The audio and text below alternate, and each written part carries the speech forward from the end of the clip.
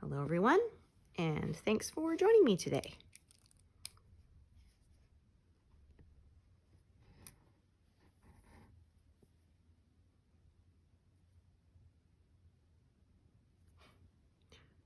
We're having another very windy day. You could probably hear my vent cover again. But at least it was sunny, so I still got to get my morning walk in. I wore earmuffs because, yeah, I really don't like the feel of cold air blowing in my ears. It makes them very sore. Yeah, I swear the older I get, the less I can stand uncomfortable sensory stuff. Not that I was ever really that good about it either as a kid, but yeah. I don't remember the wind hurting my ears that much when I was younger, but now even the slightest bit of chill to the wind, and yeah, my ears ache for an hour after I get inside, so I'll often wear, I have my earbuds in so I can listen to either a podcast or an audiobook, and then the earmuffs on top to keep them warm. Yeah, I get some weird looks, but, well, I'd rather be comfortable.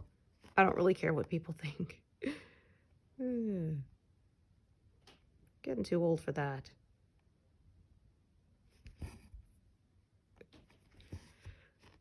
Rather be comfortable.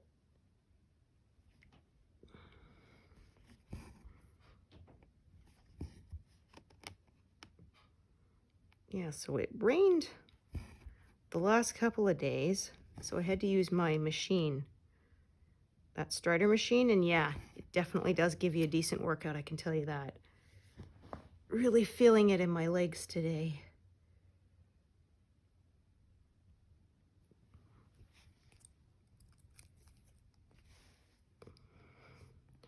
Yeah, because there was a review, somebody saying, oh, it doesn't have any resistance, but yeah, you don't need it. Oh, I picked up the top one, not the bottom one. Yeah, well, that works out fine. So I want to make sure I highlight the correct one. Once again, my grid lines caught me before I turned it into a big mistake.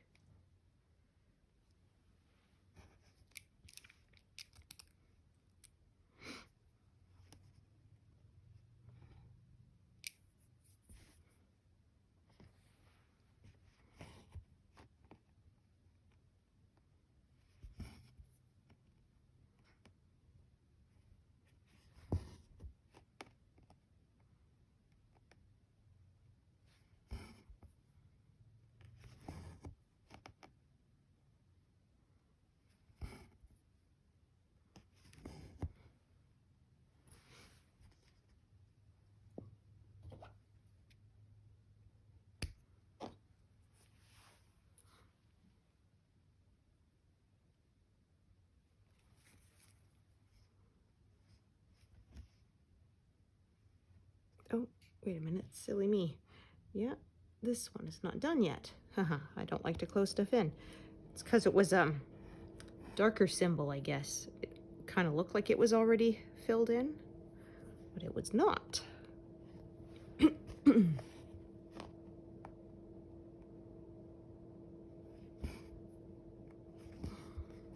we go.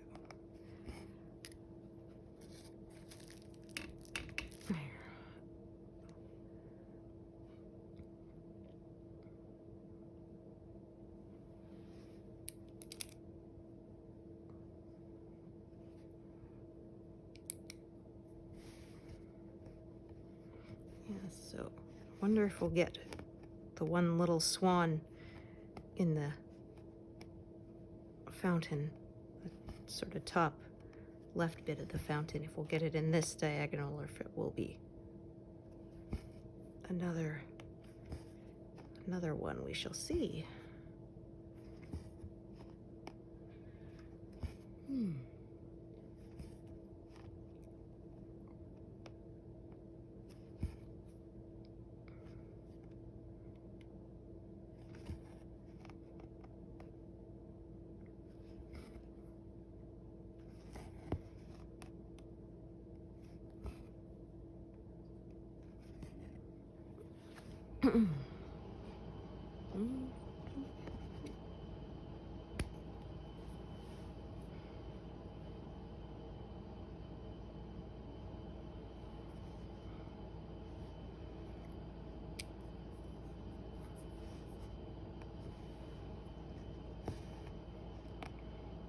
Yeah, so my fabric is a little looser today on the snaps.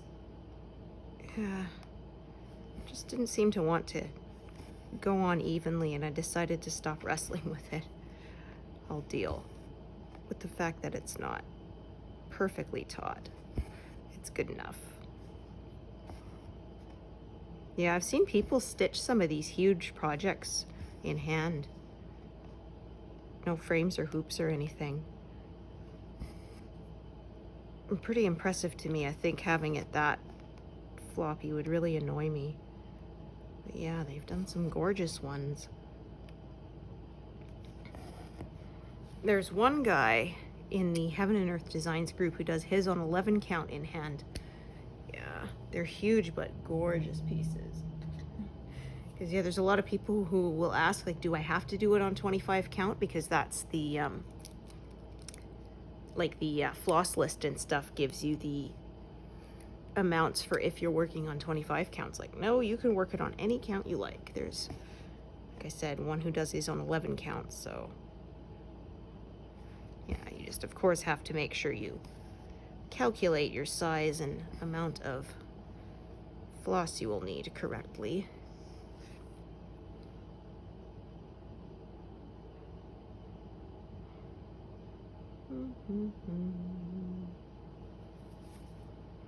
Yeah, see, there's a whole ton of that color coming up. That's a fountain.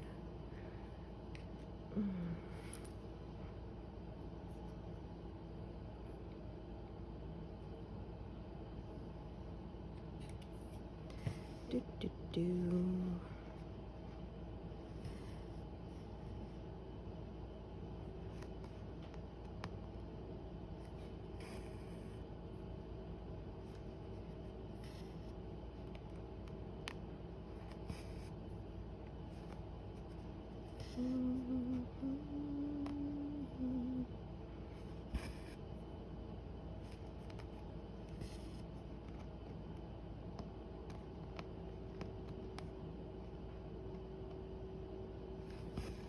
There.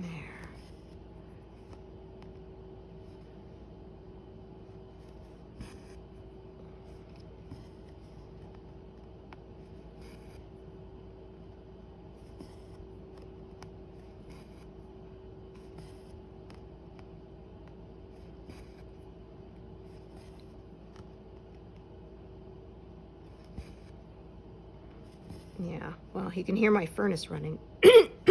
So yeah, it's still pretty chilly out there today.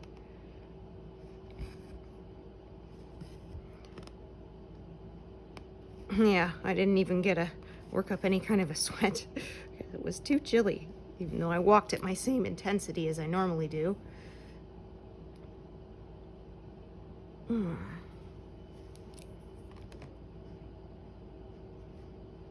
Yeah, to go with my jacket on as well as the earmuffs.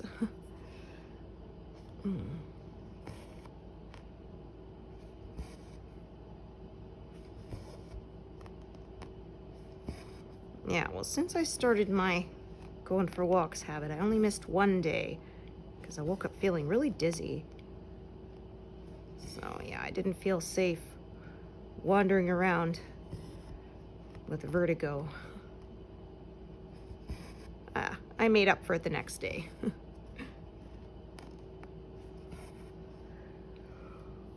Oh, pardon me.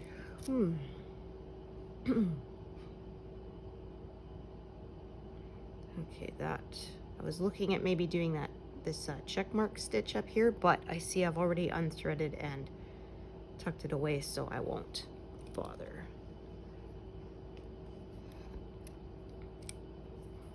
If it was still threaded, then I would have done it.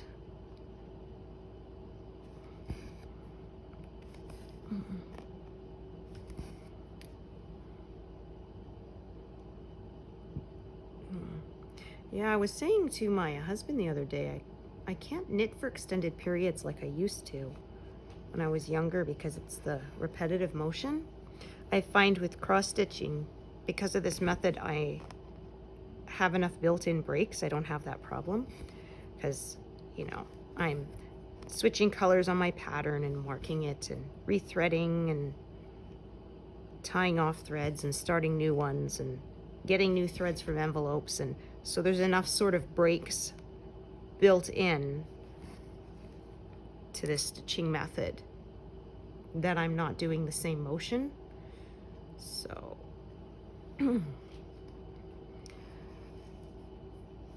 so yeah, I can do it for longer without causing myself pain.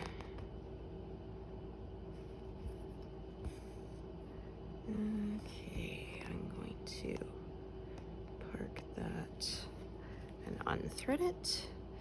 Yeah, if I do huge blocks of background in a row, then I do get the same repetitive stress pain. So yeah, that's kind of why one of the reasons I have multiple projects now is I chip away at that background for, like I said, when I'm too tired to concentrate on complex confetti on my main project. And then that way also I don't, you know, do 800 stitches of the same color in one day and then end up really sore the next day, because I had that happen before. So that does mean that I use sometimes more than one technique in a project. Part of it will be stitched with parking diagonally, some of it will be stitched just cross country, but in the end it's all good. Ends up with a finished product I'm happy with, so that's the important thing. Okay, so I can see,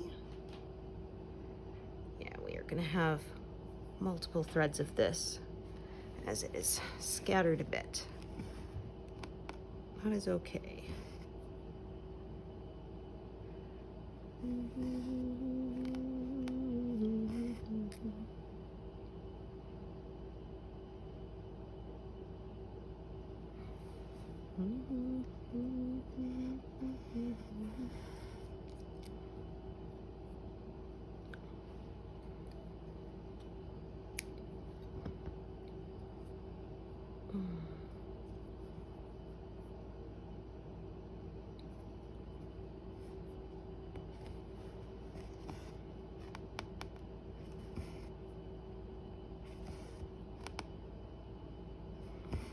Oh, since it's a little bit of a chilly day, maybe I'll make some cookies today, later on.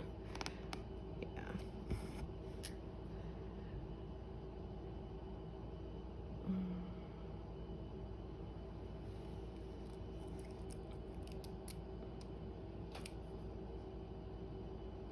Or some cinnamon raisin bread. Yum. Yeah, I turn those into kind of cinnamon rolls. They're not like the actual kind you would get at a bakery, because those are more almost pastry. This is more bread. But yeah, you make cinnamon raisin bread dough, and then I just I roll it out, sprinkle it with some, or spread some butter on it, put some brown sugar on it, and then fold it over. Sort of cut it into about 1-inch strips and just turn them into twists or into rolls, and put them on a baking sheet and bake them, and oh, they're so yummy. And not too sweet. I find like actual traditional cinnamon rolls are often a bit too sweet for my taste. So these are more bready. So they are still sweet, but not overpoweringly so.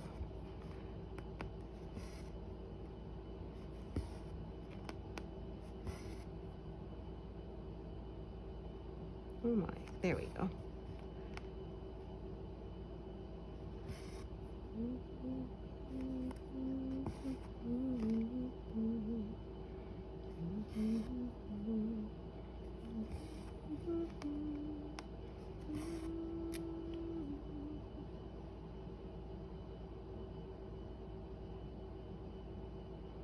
Okay, let's see what I've already got parked. Yeah, it's a decent one. So I know what I'm gonna do. I'm gonna do that and then go up here and do those.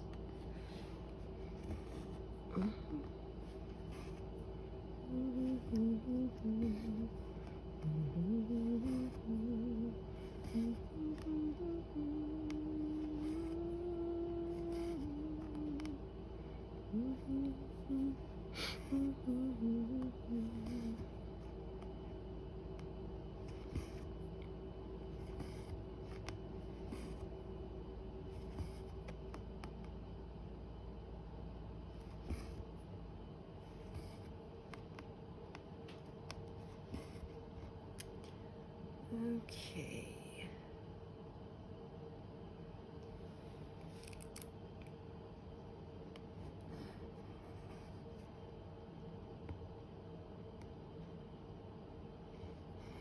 They're both not terribly long, actually. But that's okay. There's not a lot in this area anyway, so yeah. I'm thinking they will both be ended off soon. Oops.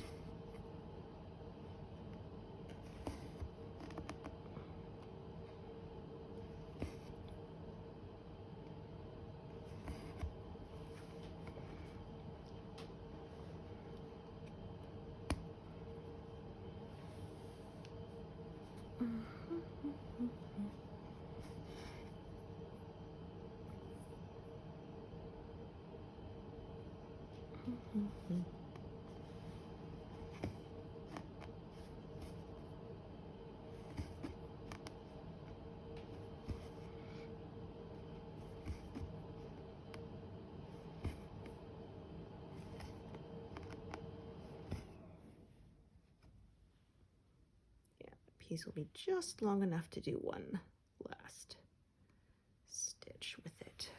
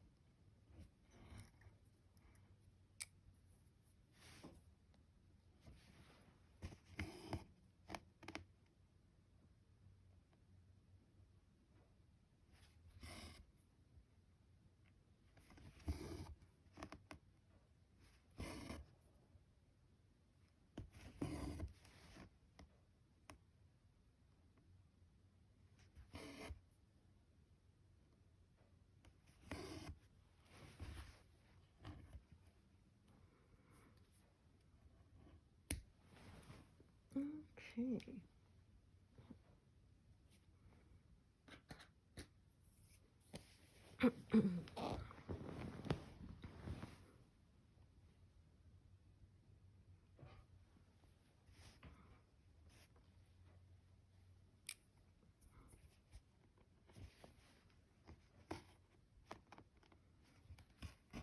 Oops. Fortunately, I didn't unthread that completely.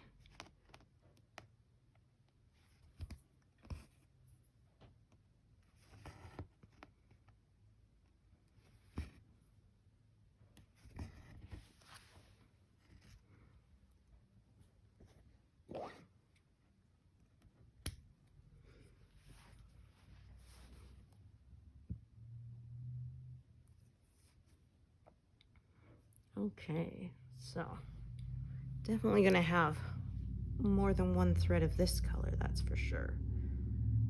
Yeah. Okay, let's see, 414. All right.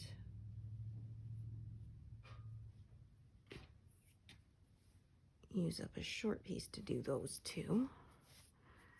And then I'm gonna have to pull a nice new strand from my envelope. Yeah, Yeah, again, this is a color I have a lot of.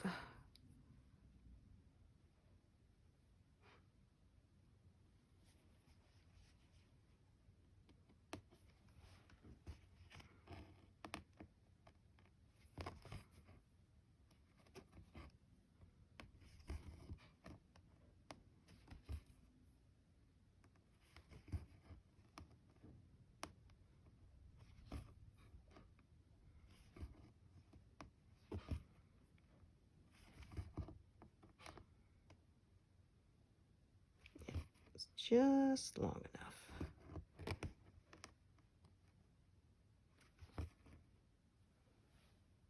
Oh, darn it. I had one pin stitch left and it came unthreaded. That's irritating. One of the hazards of working with shorter pieces. No. Yes, it was wild. I was, again, working on fixing captions on my video, as I normally do. And I have some where the automatic captions just don't come up, even though I didn't do anything different for the filming quality or anything. And anyway, I was going through it and I saw one and it said, looks like I broke the spring on my car. And I'm thinking, okay, so what did I say that it thought that was it? And it turned out it was my son mumbling to himself across the room. I'm like, okay, so you don't catch what I was saying when I'm, you know, inches from the camera, but it caught what my son was mumbling to himself across the room? Go figure.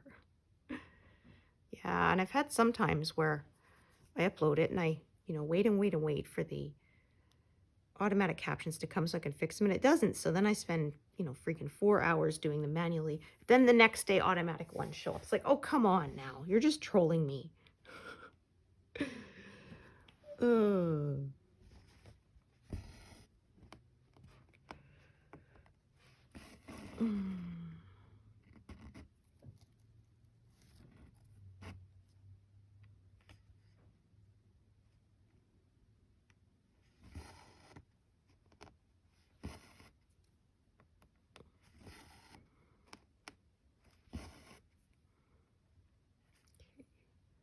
Also going to do those ones beneath it.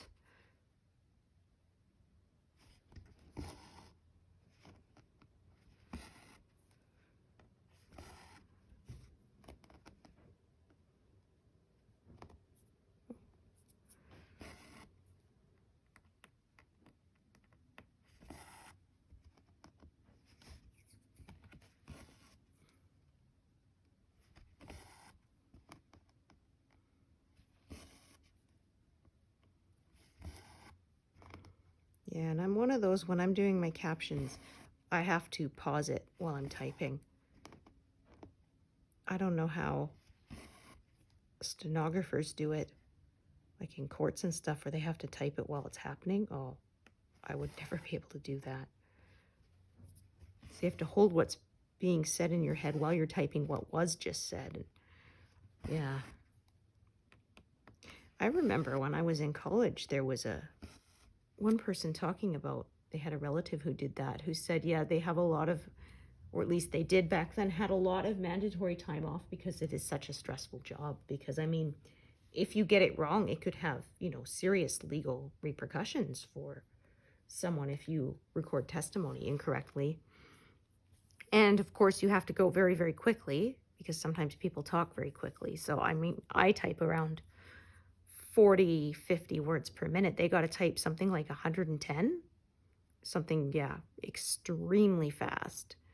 I don't know if they still use the shorthand machines or not. Or if they have to. I remember my mom learned a bit of shorthand. Because I remember one time I found the notes and I was like, you know, what language is this? And that they even had machines that help you do shorthanded, and then you had to, you know, transcribe them later into something everyone can read, not just those versed in shorthand. I don't know if they still do that or not. But yeah, I admire people who do that job. I mean, it's a necessary job. Very, very stressful.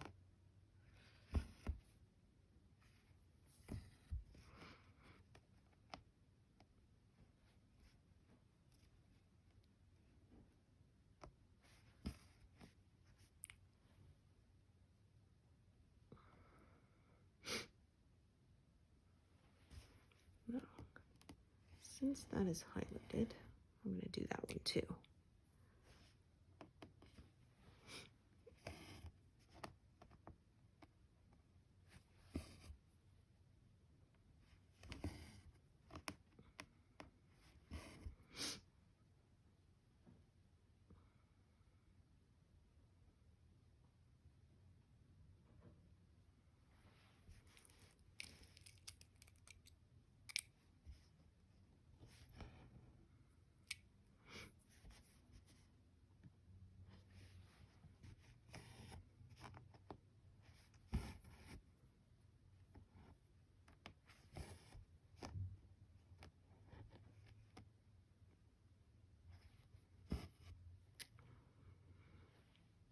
Yeah, interesting how technology changes. When I was in college, we had some people, because I was taking a office assistant course. So of course, obviously typing was one of the big components. You could tell which students had learned to type on a typewriter versus on a computer. Because, yeah, they press the keys a lot harder. Oh, and also doing the 2 spaces after a period versus not. Because, yeah, I remember I might have been one of the last generations that was taught to do that, and you don't have to do it anymore. Because, of course, with the typewriter, that's what made that necessary, to give a proper ending or a proper space after the ending of a sentence. And I actually broke myself of that habit in college. Well, because I was having to learn to touch type because I could only sort of semi-touch type at the time. I still sort of had to glance at the keyboard every now and then. So it was kind of like, well, while I'm learning that skill, I guess I'll train myself out of doing the 2 spaces after a period. But yeah, for a while they had a lot of people actually would instead use the find and replace feature in Word to they would just type it like they usually did and then go and fix that later.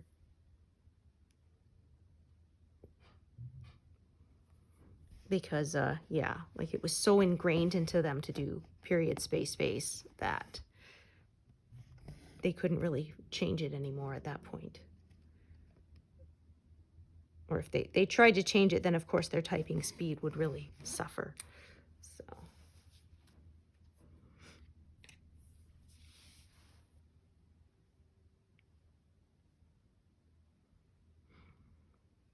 but yeah, as I wasn't terribly proficient in typing. Yeah, or there was my teacher saying that the old days with typewriters, because now of course with the typing tests, it was done by your computer. So the instant you press the first key, that timer starts running for like 5 minutes or whatever it was. And then you stop typing when the timer runs out. But of course, back in the time before computers and people were doing it on typewriters, is basically, you know, the instructor would be up there with a gong and be like, okay, when I hit the gong, start, and then time it with, you know, a stopwatch or whatever, and then hit the gong to end. So yeah. Because that was one kind of nice thing with the computer doing it for you. And so sort of when you got to the end of the timer, we were all to sit silently for about, you know, 15 seconds or so for the people who had started slightly after. But yeah, then you got a much more accurate. Plus, of course, the nice thing is the computer reads all that, calculates how many words you did exactly. You don't have to sit there and count them manually. And yeah, we had to hit a certain typing speed in order to pass the course. You needed to have 3 perfect typing sessions at least 40 words a minute, I think it was.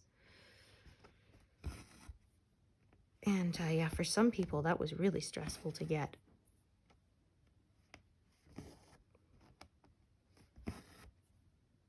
And the course was about 9 months long, so yeah, there were some people who were like right up until that last day to get that last test. And I remember one who said actually instead of guesstimating, she actually went through the script that you have to type, and she would actually count the words and know exactly what word she had to stop at so that she didn't waste any energy. That sort of, once she passed that word, she could quit typing so that she wouldn't have to worry about making mistakes and would hit that minimum. It's like, okay, that was good thinking. That's pretty clever.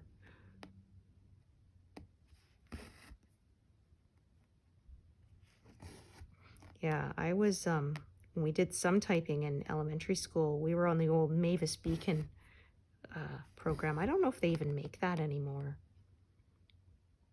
But I remember there was one test where it was like you were a car on a highway, and every time you typed hit a wrong key, a bug would hit the windshield and it would make a beep. And so there were people who were like purposely hitting it wrong, so the whole room's filled with beep, beep, beep, beep, beep. Oh gosh, that was irritating. Or they had another one where it was things were being thrown on a conveyor belt, and you have to type to stop the conveyor belt moving before the stuff falls off the end. If it fell off, then of course it made like, I don't know if it was a beep, but some kind of noise. So yeah, there's some people who just sit there and watch the stuff falling off the conveyor belt of the program, thinking that was really hilarious. And if enough stuff fell off, you completely failed. Yeah, it was kind of funny, like saying, hey, why do you kids have anxiety? Hey, look at the kind of stuff they did to us, right? Or they said, or we had the game called Perfection or whatever, and that if you didn't complete it in the time, it would literally just blow up in your face, and all the pieces would go flying everywhere.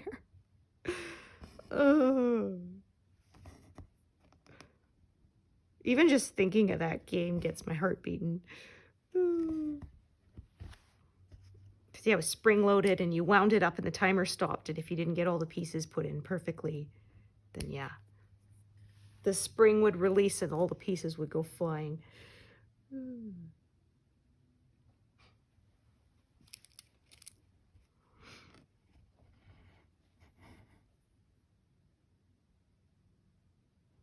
It's so weird though, but then I like time management games on my computer, like Farm Frenzy and such, so...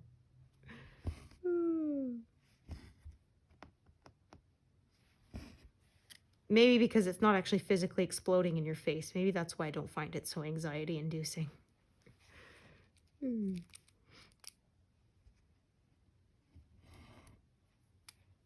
know, if you don't get the time limit, then a star falls off. You get 3 stars. You know, if you do it within a time limit, there's a, you know, gold, silver, bronze. So it's not quite as anxiety-inducing as, yeah, something going pow right in your face.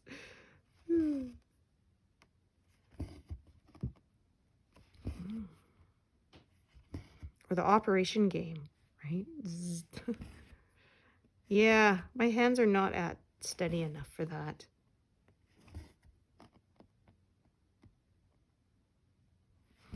Yeah, I'm pretty sure I have that. I think it's called dyspraxia, where your mind doesn't have a good sense of where your body ends. So yeah, it makes stuff like that difficult.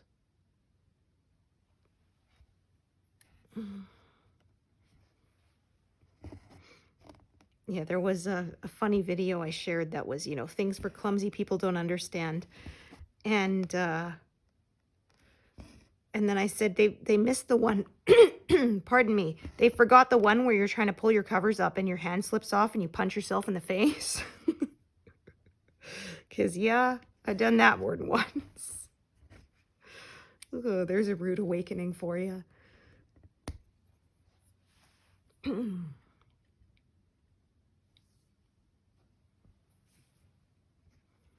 Or yeah, showed her walking away from the laptop with her headphones still plugged in, like, oh, guilty. Done that before. Ugh. Now there's a reason to go for Bluetooth headphones, I suppose. I actually got some for my walks because I found the cord of my headphones was rubbing against the zipper on my jacket, and oh, it was irritating because the sound would travel up the cord. So you're trying to listen to whatever it is on your headphones, and it's like zzz, zzz, zzz, like sounds like a you know, like some imp is using a tiny little saw or something. Yeah, it was really annoying. So I finally shelled out for some cheap Bluetooth headphones so I don't get that anymore.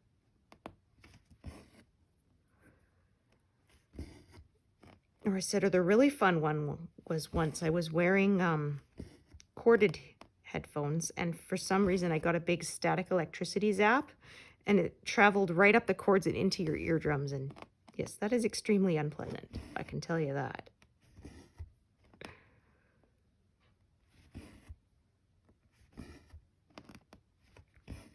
Yeah, and then I discovered the other day, because I ran out of podcasts, and I just used the accessibility features on my phone to read my ebooks to me. So it's not quite the same as an audiobook. Obviously, it's just a computer voice reading it. So sometimes it will mispronounce stuff, like it will say wound instead of wound, that kind of thing, or perfect instead of perfect, depending on, how you prefer it said, that kind of thing. But still decent feature to use. But I discovered that it has a different computer voice depending on the orientation of your phone, because I forgot to put the orientation lock on my phone, and so it shifted in my pocket and the voice changed to like a different pitched voice.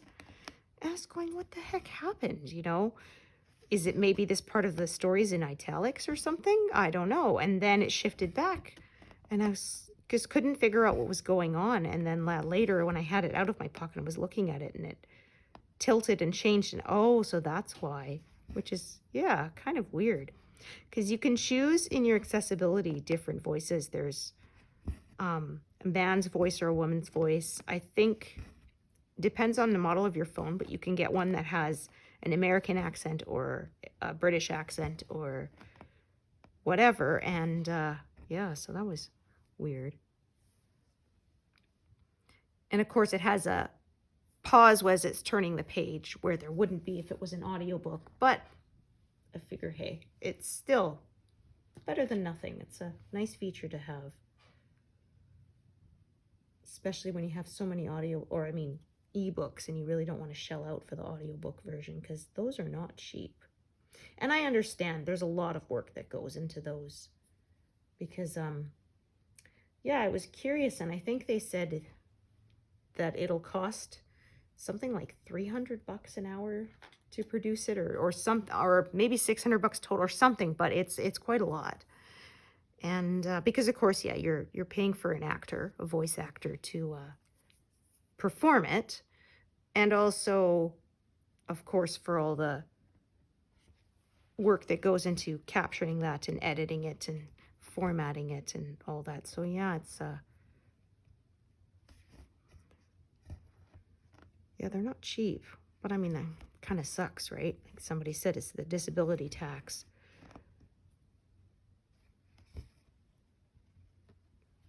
And then the one other thing I didn't like is it does drain your battery quite quickly, because your screen needs to be on. It can't be asleep for that to work, for it to be reading the words on your screen. So yeah. So I told a friend about it. They said, well, they do it on long car trips, and they just keep it plugged into the charger. So then that's not an issue.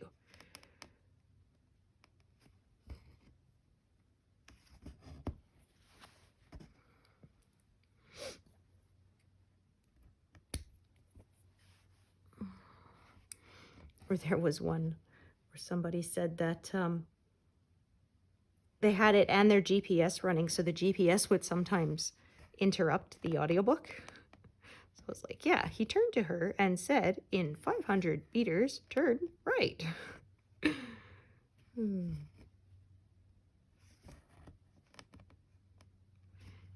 kids these days won't know the frustration of trying to refold one of those road maps. Or I remember one time we traveled, and of course, this is in the days before GPS, so looked up the maps, And it was like, okay, we're going to turn, you know, left on such and such street. And then we kept driving back and forth, and it was like, okay, here's, you know, the street before it. Here's the street after it. Where is that street that we're supposed to turn down on? And after the third or fourth time, I looked up at the overpass and realized that was the street. But of course, on a map, you couldn't tell that it was on a different level, right? Yeah, and you can't, you know, turn up onto the overpass from below it. So then we had to pull out the map and find a different way to get to the place we were going. Okay, I'm just gonna check. How long is this bit? Oh, actually, that is a pretty good length. And I parked it wrong. Yeah, I parked it one below where I marked I parked it, but that's not a problem. Nah, we can deal with that.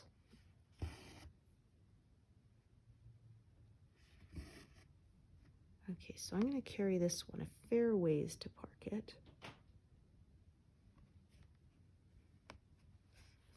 And then we'll have two strands kind of meeting in the middle. So I'm going to fix that one right now that I can see. Yeah, I parked it 2 above the grid line when it should be 3.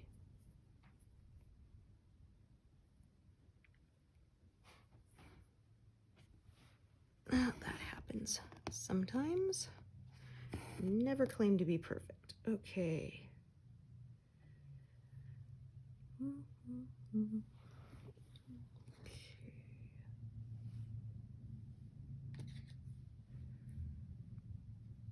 See what I got here.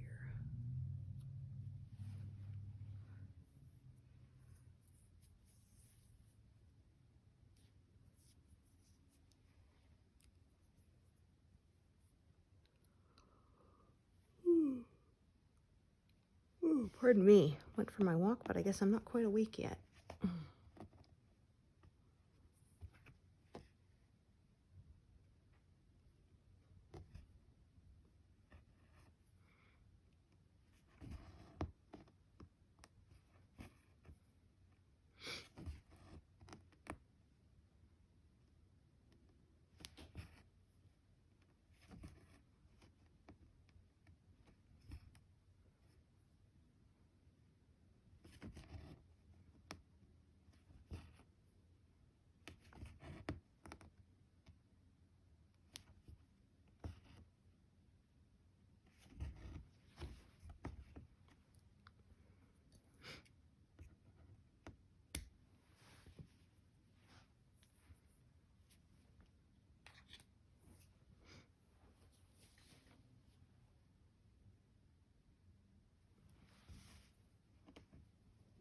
Okay, yeah, that is a short one.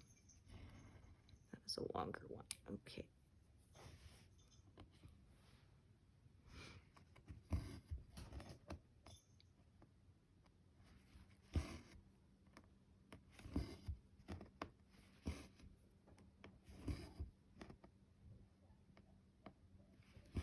What's going on, Buster?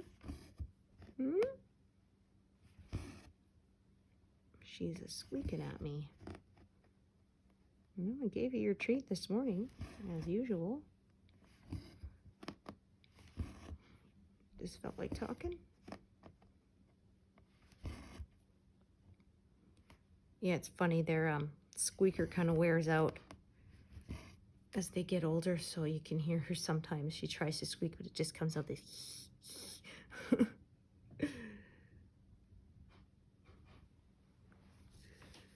So, still works sometimes, but yeah, not so much.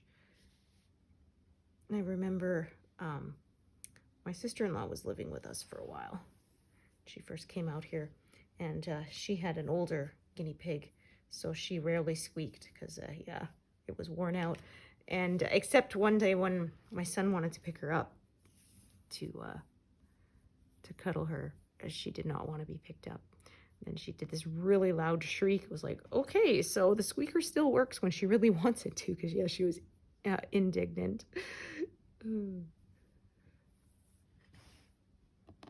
Yeah, she was lazy, except when you wanted to pick her up, she could move.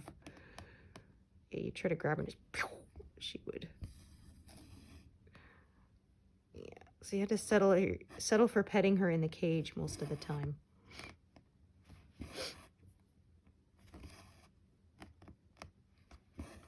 It really depends on the piggies. Some of them are not scared of you that much, and unless you make loud noises or sudden movements, but some of them are just, yeah, they will not let you pet them, or maybe only one or two people. Usually whoever feeds them, of course. Yeah, my husband was surprised because our piggy doesn't really run from me that much.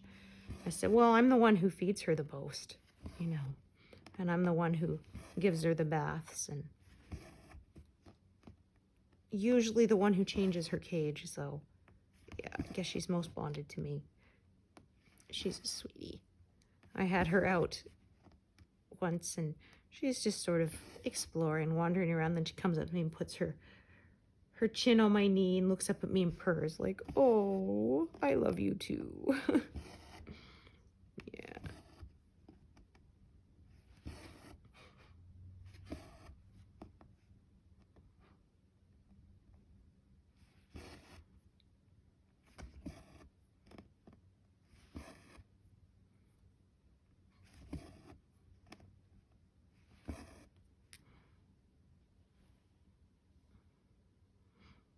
Okay, now I think this shorter bit will only be long enough to do these two. Yeah, if that. This is really short.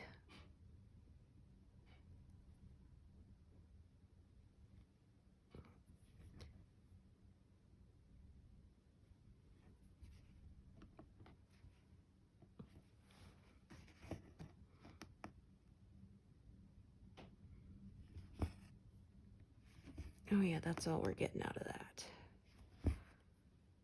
That's for sure.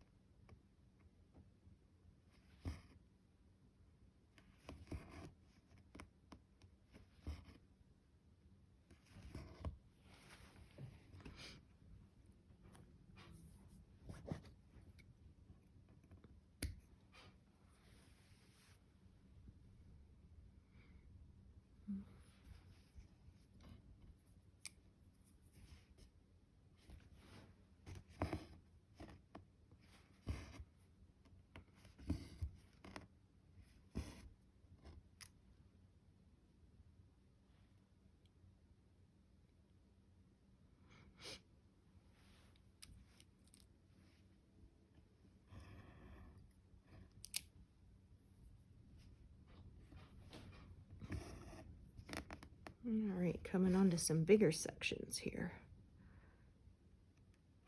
I'll go a little quicker. 1, 2, 5. Check. 1, 2, 3, 4. Yeah. I say never count higher than 10 with the gridding, but actually it's more like don't count higher than 5 because you can count from either side.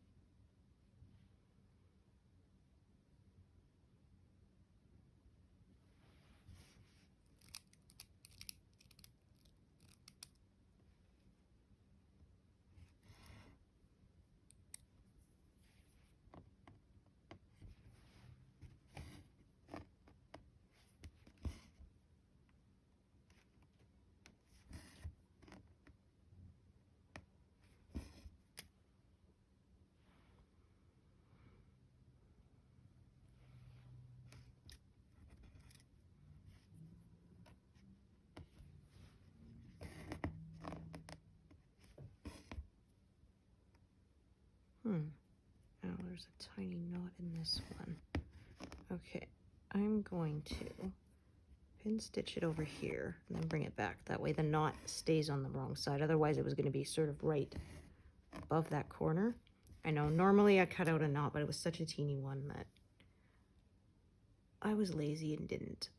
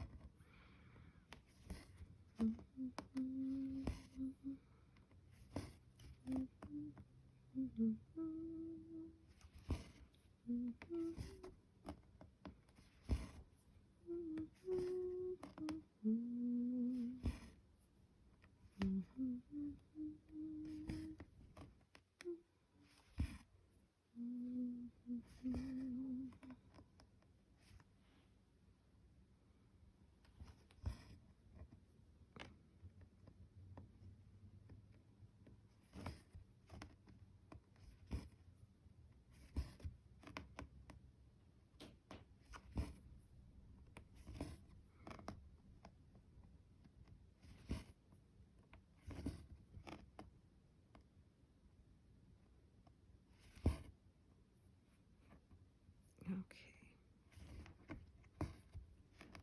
Time to tie this one off pretty soon.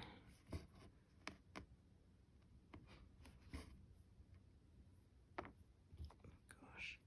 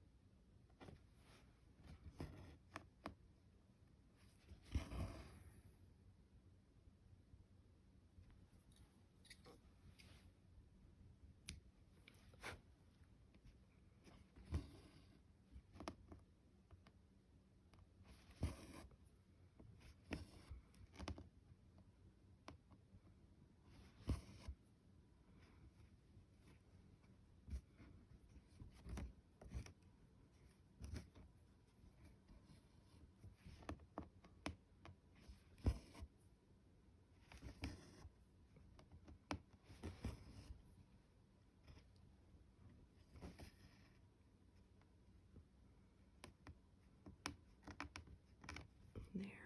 Okay.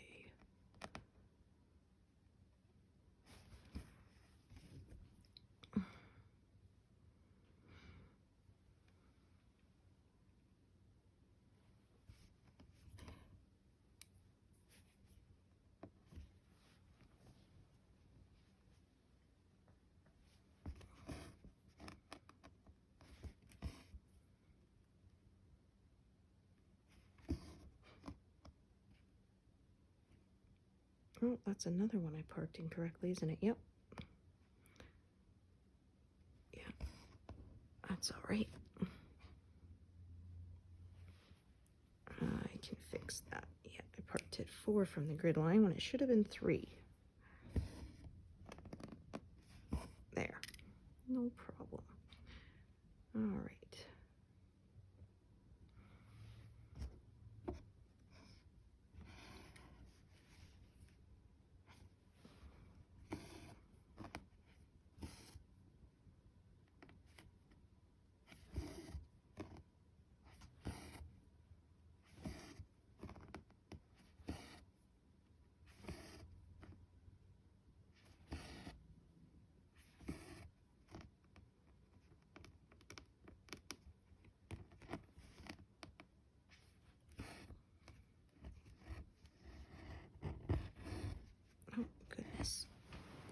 going on back there? That's better. Gosh. That end is just being a little... There we go. Yeah, that's being annoying.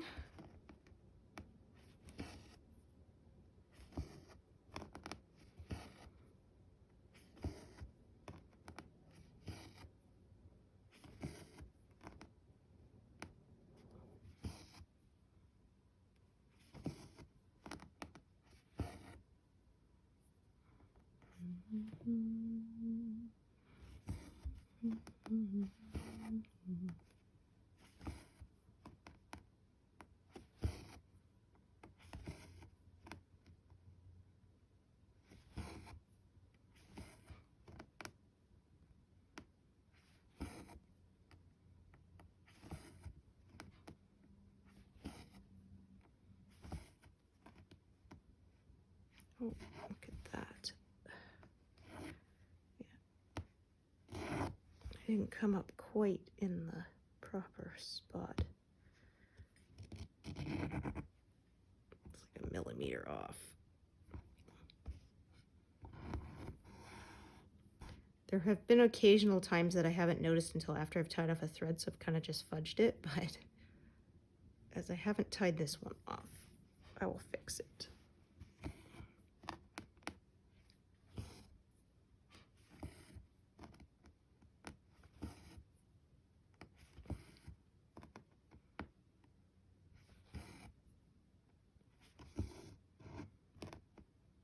I wonder why they call it that, fudging it. I'll have to look that up.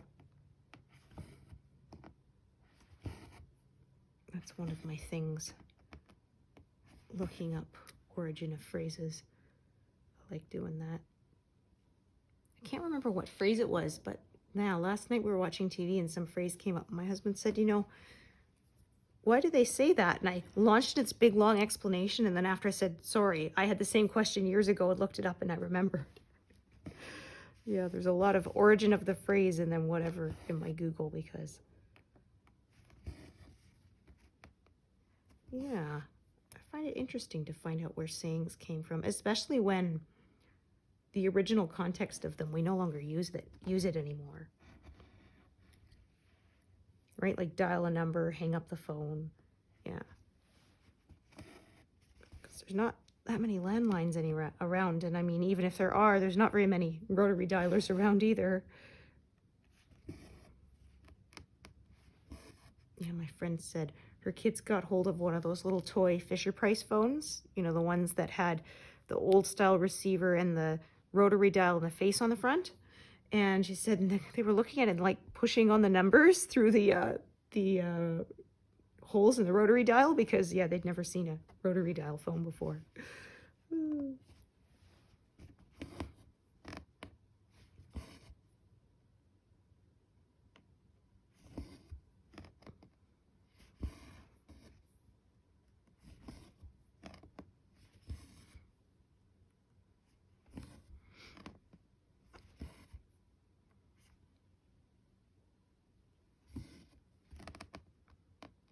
So yeah, I kind of have more thread of this color here than I really need, but that's okay. I might just end one off, carry on with the other. That happens sometimes. And then the leftover shorter pieces will just be used elsewhere. There is always a confetti stitch somewhere that I need a short little piece for. Yeah, I had someone say, you know, you can only use one loop start when you're stitching with 2 strands, and they're like, no, you can use as many as you want till you run out of thread. That's what I do. The shorter pieces, okay, you don't get as much out of them, but yeah, it works really really well for a nice confetti stitch by itself. If you use a loop start, that's one less end you got to secure.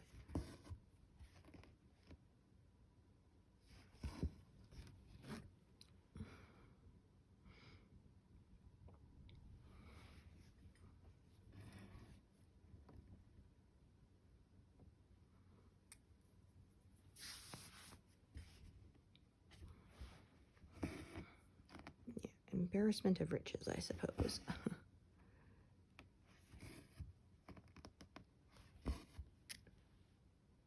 Yeah, I think I will end off the leftmost piece here.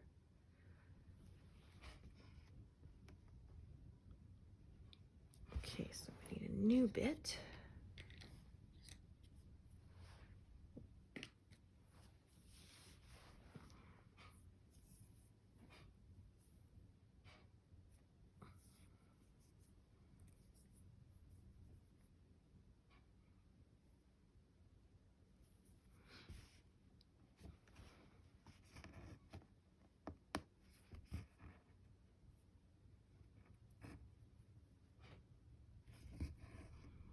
Yeah, I don't see light colors, so I'm thinking we're not going to get a swan amongst all this water blue stitches, so I think we may not get a swan yet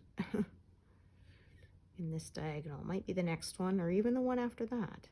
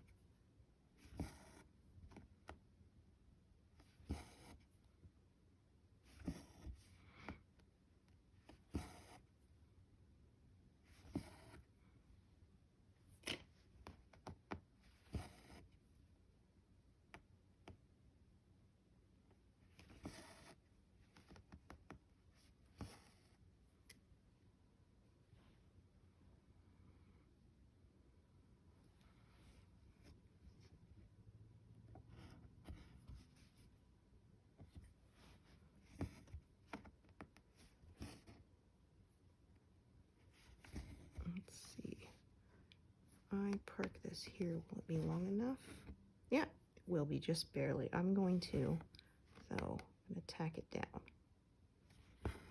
The shorter pieces are more likely to get pulled loose as I'm working around them, so yeah. If I just tack it in place like that with a single pin stitch, then that's much less likely to happen.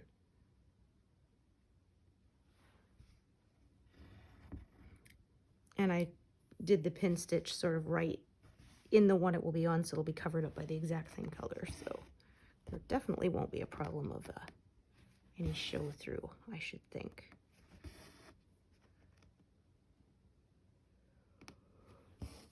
Ooh. Pardon me. Oh.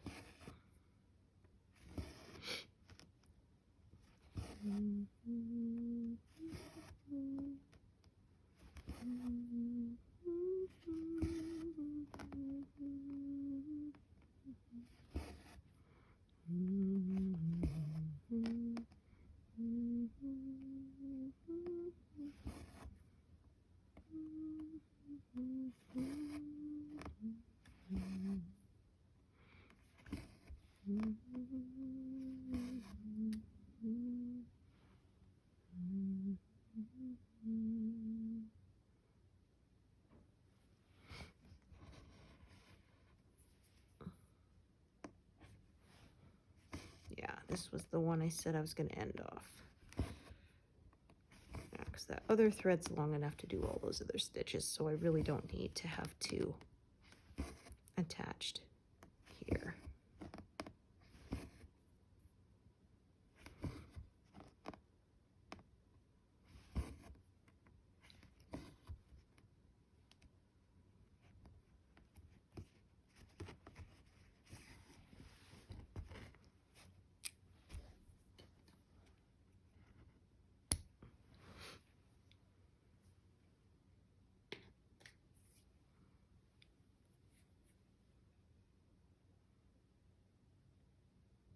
Okay.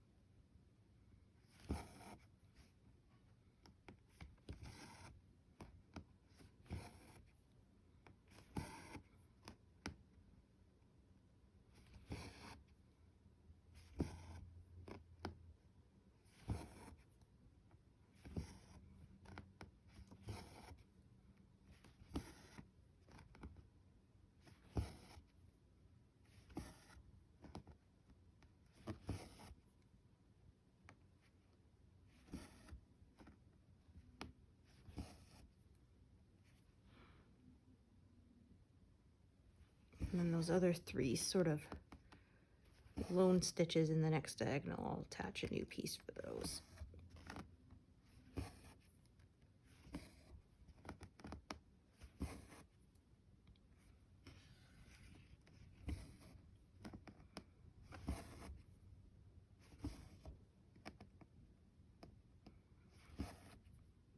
But yeah, this way I didn't close anything in and I didn't have to have a huge long carry a thread across the back either.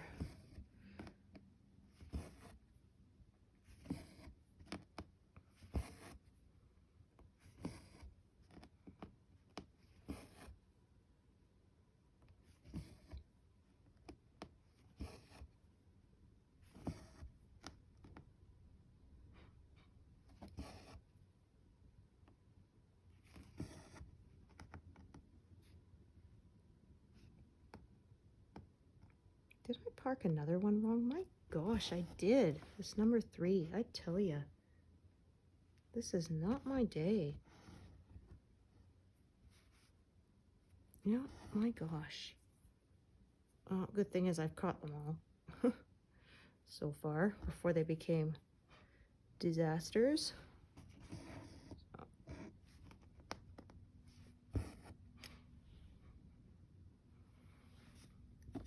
And there we are. Of course, I say that, but I mean, there could be more parked wrong and I just don't know about it. I think I've got them all, but maybe not.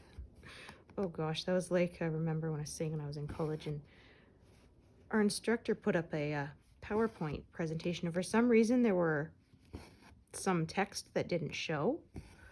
I don't know why the monitor didn't like it or whatever. And she says, well, is there anything on there you can't see? And I said, well, how will we know if we can't see it? You know, and I said, sorry, I wasn't trying to be snarky, but seriously.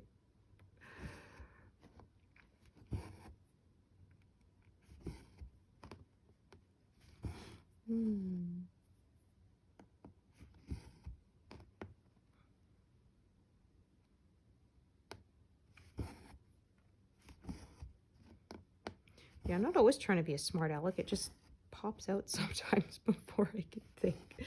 Yeah, you know that little that filter thing that tells you to stop talking? Mine is broken.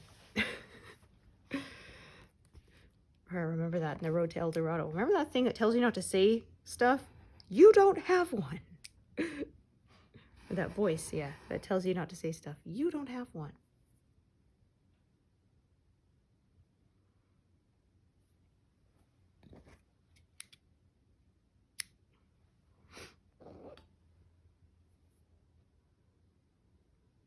Yeah, I was surprised that movie didn't do very well. I quite enjoyed it. Apparently they were hoping to plan a series, but the first one was a bit of a flop, so they never did. Yeah, I saw it in theaters.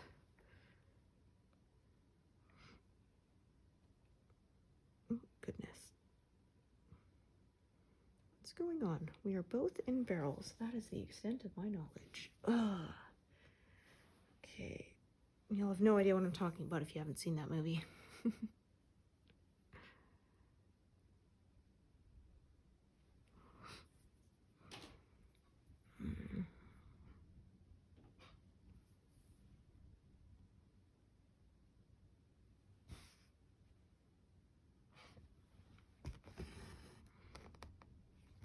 Got quite a lot done today. Look at that. We're almost at 200. How about we stitch to 200 and quit there? That sounds good to me.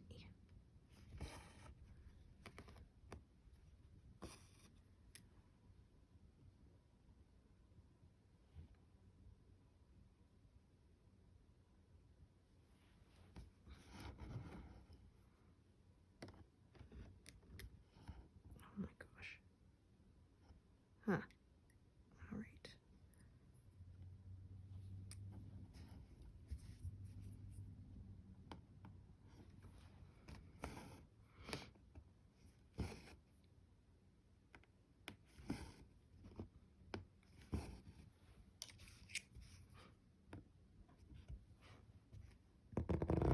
There.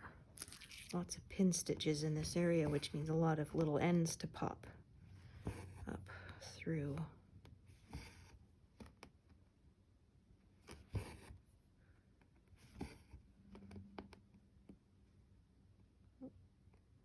Come on, there you go.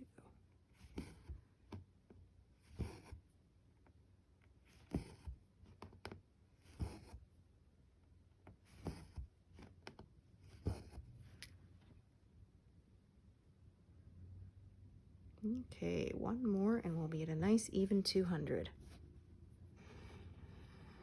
Oh yeah, that was the one I just unthreaded by accident.